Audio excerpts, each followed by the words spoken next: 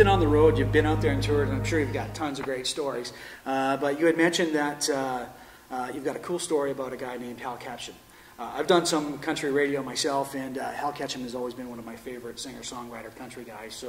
So how did that all turn out? Well, it was a show just outside of Edmonton, and so we opened that show, and it was Darwell, so kind of a small town outdoor festival, and he was the headliner, and he came out and he did his hits, and then he was doing some new stuff, and came out for his encore, and he lit a cigarette. And I've never actually seen someone use their guitar in this way, but he kind of laid it out in front of his mic stand, and was kind of blowing smoke in the air. I don't know if it was for effect or for fun or what it was, but he basically did this maneuver where, like, the guitar was out to get him. So he would, like, take a step back and almost walk up to it, and it was on the ground in front of the mic stand, and I'm not really sure what it was about, but it was entertaining. I mean, I was a huge Hal Ketchum fan from the day too, and yeah, there really is a lot of great stories. I mean, Daryl Singletary, great country voice, and he was standing side stage at Stampede,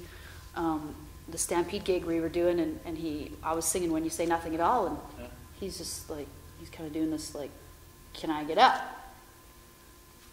Yeah, you totally can. So nice. I mean, he's a great singer and great guy, and you can tell stories.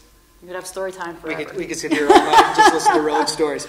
So 2003 comes around, and you get a CCMA Rising Star nomination. So do you remember who else was nominated that year? I do, because I got something up in my office, because I'm pretty proud of that. Yeah. And it was George Canyon, Derek Rattan, Aaron Pritchett, Samantha King, and J.R. Vautour at the time. That is some pretty heady company. Yeah, it was, again, it's just another one of those things that's in my storybook, and I'm really proud of it, and just, you know, I'd always dreamed of winning a CCMA award, and I mean, to be nominated for that, it was very special. Very cool. So how do you go from being nominated for a Rising Star Award in 2004 to becoming a radio morning show host in 2005 in Moose Jaw?